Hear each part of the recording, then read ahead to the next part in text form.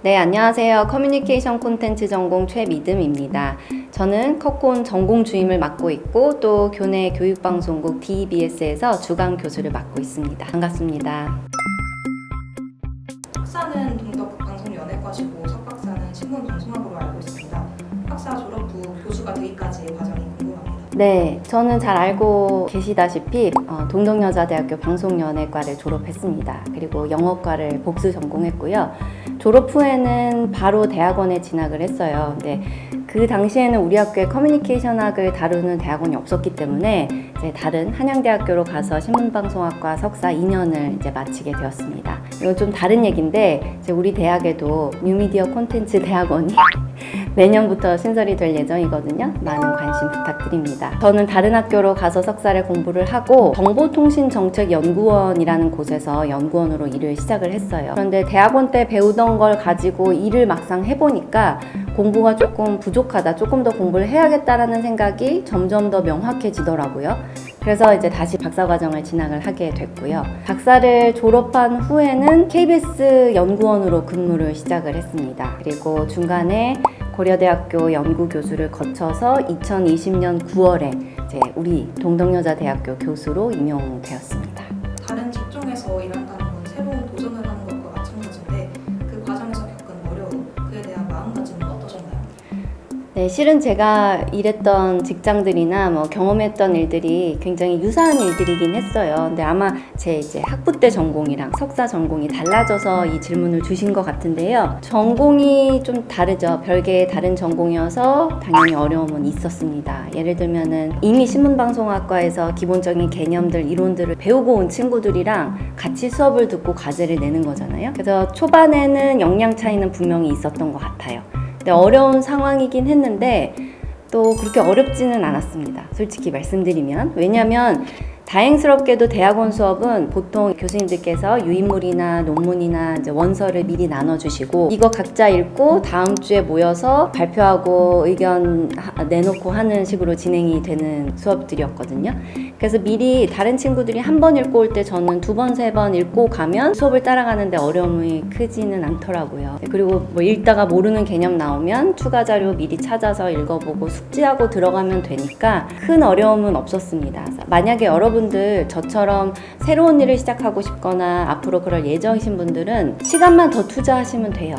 남들만큼 잘하고 싶고 또 남들보다 더 많은 걸 해내고 싶으시다면 시간만 투자하시면 됩니다. 그래서 저도 석사 2년 동안은 일단 자는 시간 줄였고요. 그 다음에 좋아하는 친구들 만나서 보내는 시간 줄여서 2년 동안 새로운 과정에 적응을 했습니다.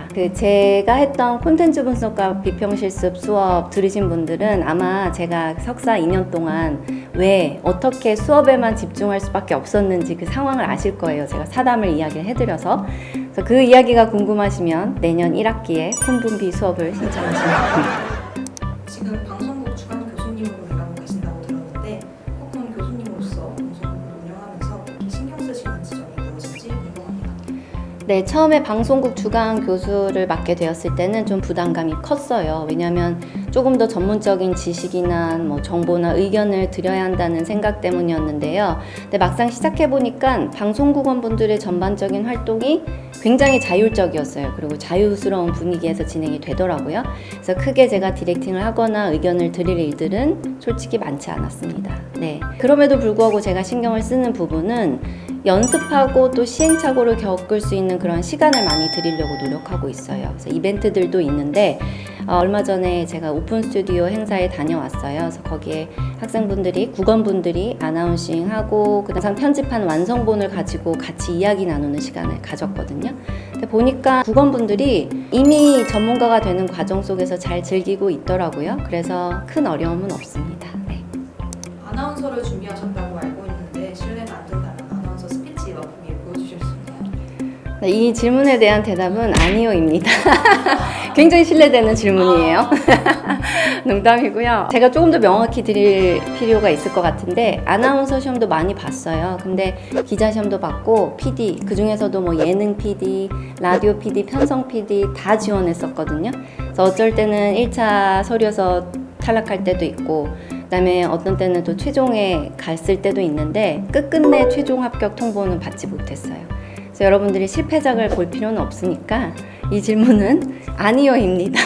이 말씀도 드릴게요. 보통 나 아직 준비 안 됐어, 지원할 준비 안 됐어 라는 생각 때문에 원서도 안 내시는 분들 있더라고요.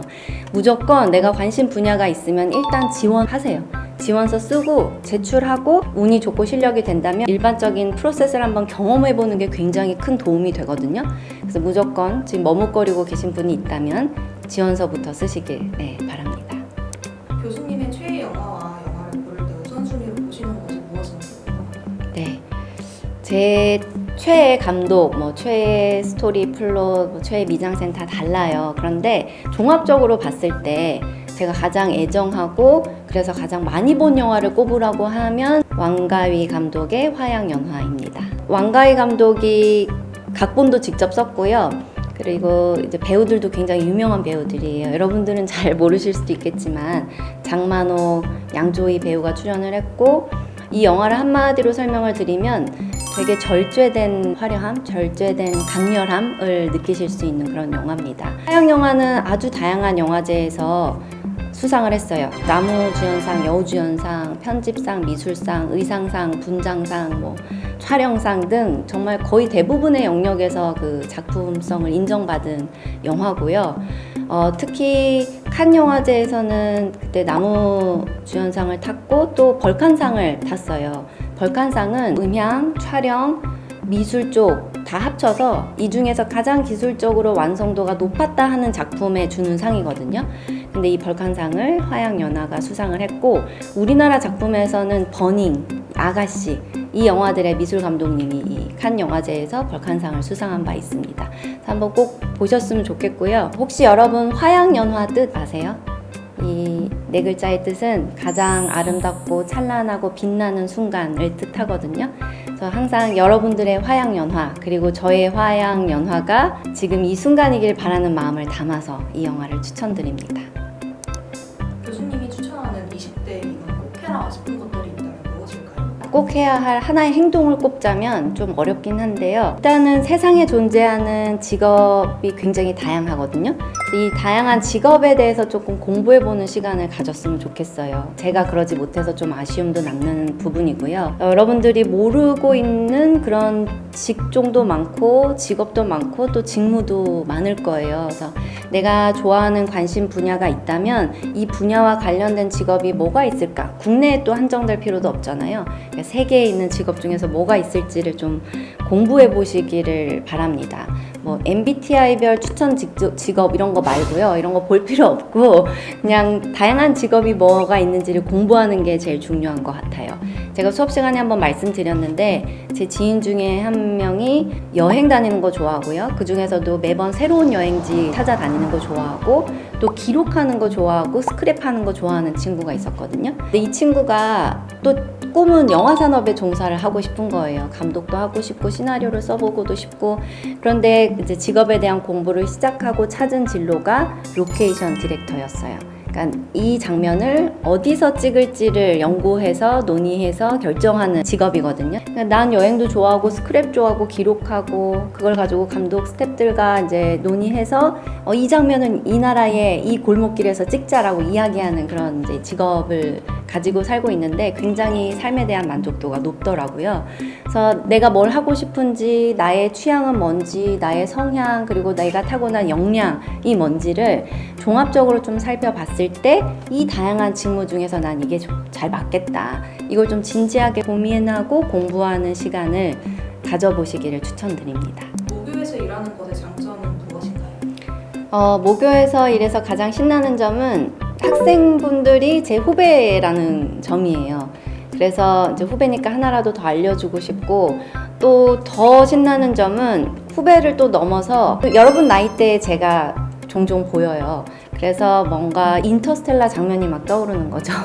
20년 전에 여러분들 나이대에 제가 앞에 앉아 있고 그때 나한테 뭘 알려주고 싶을지를 생각하면서 이제 수업을 하거든요. 그래서 항상 후배를 가르친다는 즐거움도 있고 여러분 나이대의 나를 다시 지도한다라는 느낌이 들어서 굉장히 재밌습니다. 그리고 벚꽃길, 우리 학교 벚꽃 필 때 정말 예쁘잖아요. 그때 그 길을 지나가면 항상 제가 이제 21살 그 나이 때 친구들이랑 그 아래 서서 사진 찍고 까르르 대던 그때가 너무 생생히 떠올라요. 그래서 그게 가장 큰 즐거움인 것 같습니다. 다음으로 밸런스 게임 질문 드리겠습니다. 다시 학부 시절로 돌아간다면 듣고 싶은 과목은 뉴미디어에 의해 대포통 콘텐츠 분석과 비평. 콘텐츠 분석과 비평 실습이요. 실기잖아요. 실기가 재밌었던 것 같아요. 평생 교수하기요? 네, 평생 방송국원하기. 평생 교수하기. 교수해야만 이제 학생분들 계속 만날 수 있잖아요. 방송 국어는 국어으로 일하는 거니까 학생분들이랑 있는 게 제일 기분이 좋아요. 네. 특별한 기계를 얻을 수 있다면 학교까지 순간 이동을 시켜주는 기계 대 논문 대신 써주는 기계 중에 순간이동이요. 아. 순간이동 너무 하고 싶어요. 테드에 나와서 강연하기 대 100억 받기. 100억 받고 헤드에 나가볼게요. 일단 100억 받기. 평생 간식 무제한 대 평생 커피 무제한. 평생 간식 무제한. 커피 줄이래요, 의사 선생님. 아, 재밌네요. 어렵지 않은 거여서 다행이에요. 마지막으로 동덕여대 학생들에게 하고 싶은 말이 있으실까요? 제 인생 모토를 말씀드리고 싶은데요. 하루는 온전히, 그리고 인생은 되는 대로입니다. 네, 제가 존경하는 이동진 평론가님도 본인의 블로그에서 하루하루는 성실히, 인생 전체는 되는 대로 이런 글귀를 남겨서 화제가 되기도 했었거든요. 저도 좀 그렇게 살고 있는 것 같아요. 여러분들 보시면 이 말을 제가 드리면 공부 열심히 해라, 일 열심히 해라, 성실하게 살아라 라고 들으실 텐데 핵심은 그게 아니고요. 그냥 오늘 하루가 내 인생이라고 생각하시고 오늘 해야 될 일 있으면 집중해서 성실하게 해내고 그 남는 시간 즐겁게 놀고 쉬고 취미생활하고 또 시간이 있으면 좋아하는 사람들 만나서 시간 보내고 이렇게 하루를 온전히 사셨으면 좋겠다는 이야기를 드리고 싶어요. 내년의 나, 졸업 후의 나, 30대의 나 혹은 29살의 나 이런 거는 그냥 오는 모습대로 받아들이시는 게 좋을 것 같아요. 스트레스 받지 마시고 오늘이 행복해야 미래의 나도 행복하거든요. 그래서 마지막으로 드리고 싶은 말씀은 그래서 오늘도 행복하시기 바랍니다.